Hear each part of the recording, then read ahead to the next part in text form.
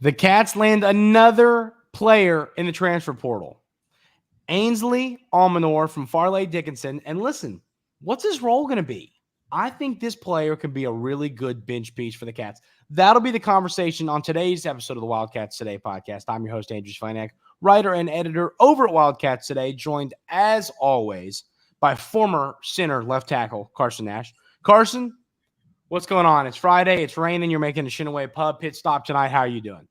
I'm doing great. And no, I am not a center football player, nor am I a center alum. But shout out to my little brother, Jake Nash, who is he plays offensive line there now. He's mean, so man. That's why he's mean. He's a monster. I got to had to rep the center today. Yeah. There you go. No, he's a maniac. I mean, he's one of those. He'll kill you. He'll kill you on the football field. So, Carson, I've seen a lot of, I don't know if I'd say negativity about Ansley Almonor, but I have seen a lot of like, oh, is what this guy does going to translate to the SEC? Yeah, okay. Now I want to get your thoughts on this, but my first point to that is, listen, this is a depth piece. And I think it's a really good depth piece. 16.4 points per game last year, 5.1 rebounds, 1.7 assists, shot 39.4% from deep and 80% from the charity stripe. I mean, his team beat Purdue 2 years ago. He was listed as the guy guarding Zach Edey. The point here is this. Is he, as a stretch forward, and we can talk about what positions he's going to play, Carson, is he better than Andrew Carr or Brandon Garrison or Amari Williams? I don't believe so, no. But is he a very solid basketball player who can give this team minutes and help? Of course he is. So, Carson, what are your thoughts on Almanor before we get deeper into this? Yeah, no, I really like this piece. And like you said, he's going to be a depth piece. He's not coming in expecting starter minutes. He knows what his role is going to be. And getting someone who's his height and can shoot the way he is, I think he fits the system perfectly. He's good at distribution. He sits at the top of the key, and he basically screen handoffs, pick and pop guy. He's a zone killer. So I really, really like this addition. And I think you could experiment with a lot of different lineups with this guy. And I'm going to be very interested to see how Pope uses him. And just watching the film on him, before I watched film on him, it was, he's a forward. This dude could play the three, I believe, the way he can shoot. I believe he can play a 4 in a small ball lineup. You're not going to talk me into him playing the 5. That's not going to be a conversation we're going to have here. But I do believe, he can play the 3 or he can play the 3 or the 4. I'm fully convinced of that. I really like his I love the film. I love his jump shot. It's a pretty jump shot. It's not one of those jump shots where you go, oh man, that went in. Like, it's a pretty jump shot. I really do like his shot. And I don't think you're going to see him have any issues translating that to the SEC when it comes to his ability to shoot the basketball, when it comes to his ability to rebound and stuff like that. So I really do. I'm in on this edition. I know that some might not be super excited about it, but this is a depth piece.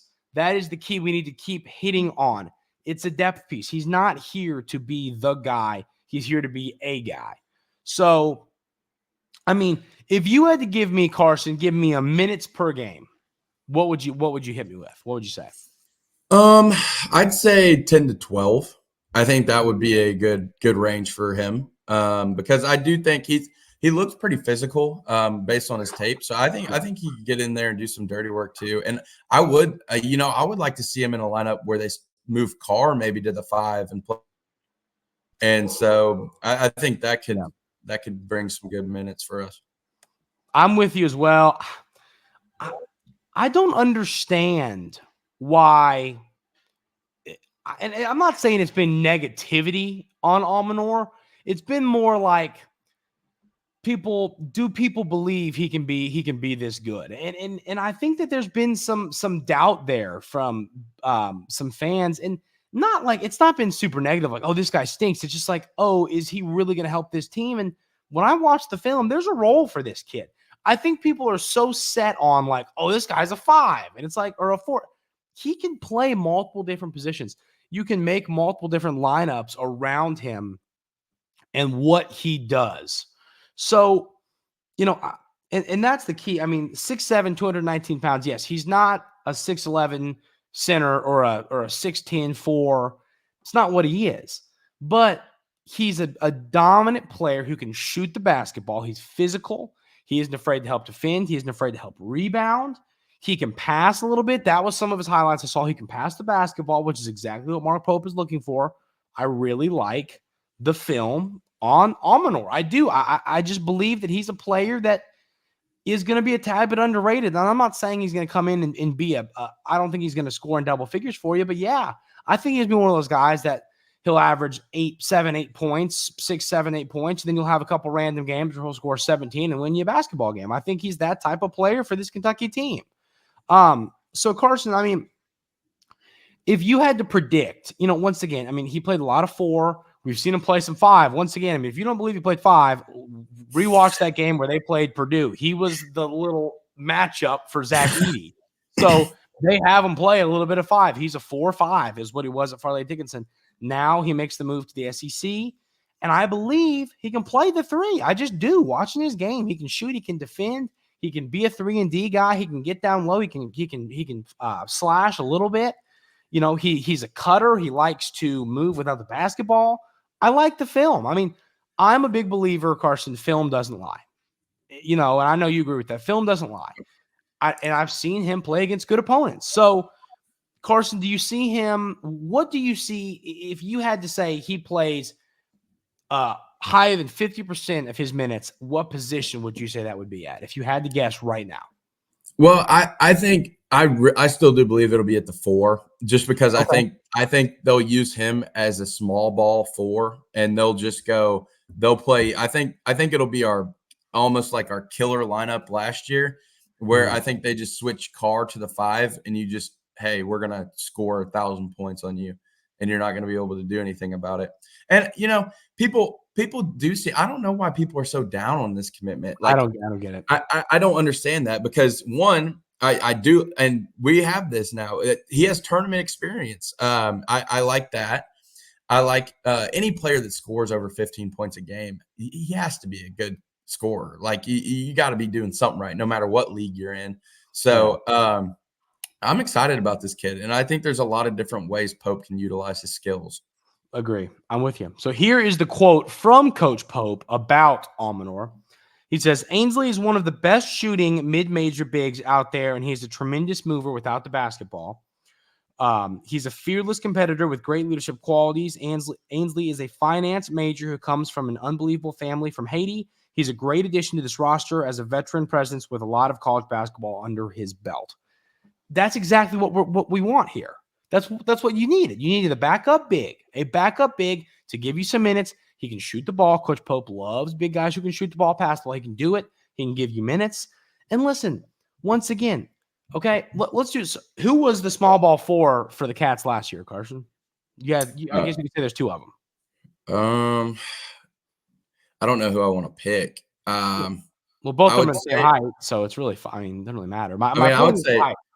I would say I liked it when they played Trey, when Trey was when he was killing it, when he wasn't injured. But Justin played the 4 a little bit, not a lot. Yeah, Justin and Adu. That's what I was getting at. I forgot Trey Mitchell literally existed there for a minute. But yes, those 2 guys. So think about this. Justin Edwards was like 6'6.5" without shoes on at the combine. Which, now let's call spade a spade. I bet you Almanor is 6'6". I bet you know what I mean? But point here is, you saw a little bit of small ball 4 from Adu, who's listed at 6'8", and Justin Edwards, who's listed at 6'8" last year. This guy's listed at 6'7". We're talking about an inch. I don't think that difference is that big of a deal. Some might disagree. But, I want to make a quick shout out before we continue. Shout out to Scotty Scheffler. He's going to have a good day today. I couldn't go without saying it. He's going low today. I got a feeling about it. Shout out the GOAT, Scotty Chef, baby. Going low today. Had to get that. Carson, any Scotty Scheffler comments? Yeah, no, he's definitely listened to Locked Up by Akon on repeat today before he shoots a 62. There he is. Before he shoots a 62. I love it. He's going to do it. He's going low. Bet on it. Put your money in now. Bet on him. I already took him to win. Not fading. I took Koepka because Cameron told me to, and it's like he's still in it, but it's like, gosh. So I mean, Carson, any other thoughts on this kid? I think we've really hit the nail on the head here. I think that he's a depth piece, and that's what frustrates me. Okay, you're not going to get, if this was your first addition to the front court, I'd say, okay, I can see why. I get it. I would still not totally get it, but I get it a little bit. This is your like fourth addition to the front court. Well, what is the problem here? You're just going to get depth pieces at this point. I don't get it. I do not understand it. He's a great basketball player, and I think he brings a lot to this team. And not everybody's hating on him. I've just seen a few people saying, well, I mean, he's coming from Farley Dickinson. Where did Amari Williams come from? He came from Drexel. I mean, are they might even be in the same conference? Heck, I don't know. Where did Dalton Connect come from? Southern Colorado. I mean, yeah. The point. Like, let's calm down, people. That's one of my least favorite takes. Is well, he came from black. Who cares? Mark Sears is an awesome point guard in the league. He came from Ohio. Let's Bobcat. I mean, here's the Trenton Moyer shout out. Shout out Trenton. Yeah. But I mean, here's the thing. I just don't. I don't get it. Like, I don't get it. It's like that. I think that's one of the worst takes is, well, he came from this small school. Who gives a crap? He averaged 16 points a game in college basketball. As a big, he can shoot the ball. He can rebound. He adds depth to a roster. He's your 11th guy. I mean, added to this roster. He's probably your like 9th piece, 8th piece on the, he's a depth piece. And as a depth piece, he's a solid addition. And that's what frustrates me about this a little bit. I agree. I think people are overreacting when they see these small schools just because we're used to, this kid's a 5-star, number 1 overall. Exactly. I mean, we're kind of being spoiled. We're acting like these kids can't be good just because they weren't 5 stars. Like, come on. Like, if you look at the Final Four. There was only 1 5-star on those rosters. Yeah. And so I believe college basketball is at a different place now. And, I mean, we've seen it. We had Reed and Rob Dillingham, 2 top 5 picks, and we can't even beat Oakland. So I'm fully excited about this pickup, and I think the way Pope's approaching this roster, I really do love it, and it excites me. Likewise. I'm with you. I'm excited by this edition. So, and once again, I just the same people, they're like, oh, heck yeah, Amari Williams are like, oh, what? Farley Dickinson? It's like, Drexel, the Dragons. Are you kidding me? What is this? Like, I've just seen so much of that. The same people I see excited about Amari Williams, which as we are, I'm not saying you shouldn't be, but I'm saying he came from Drexel. I mean, come on. If you want to have a Drexel versus Farley Dickinson debate, let's do it. Rock and load, baby. I'm in. But like, you know what I mean? That's kind of my point here. It's just good players come from smaller schools. It's just the reality. So, Carson, any other thoughts on this edition before we call it a day? No, but I do believe that this will be a good depth bench piece, and I'm definitely excited for him to join the team. Yeah, I'm right there with you. That's going to do it for today's show. Got a few shout-outs. We're going to try. We'll get something out on Sunday. We'll figure something out. If there's no news, we'll figure out something fun to do. We'll get there when we get there. Where are you going Saturday, Carson? We're giving shout outs. We got 2 shout outs. Yeah, I'm going up. Shout out to my boy Jared Gadd. It's his second senior night at Xavier. He might go for a 3-peat next year, undecided in that category, but excited to go up there. Shout out, not a clown sesh. Excited to go up there and support him. Yeah, of course. And then I got one more. Our buddy Ryan Johnson. Oh, yes. He just, I believe, played in this final baseball game at Bellarmine. We played with him at Lexington Catholic. Good buddy ours. Went 6 innings of shutout baseball yesterday, helping his team get a big win. Proud of you, buddy. Proud of a great career and going to do great things in the world. And then shout out Clay Anderson. That's my last one. Hope everybody has a great rest of their day today. Have a great weekend. Enjoy watching Scotty Scheffler go low, and we will see you on this Sunday.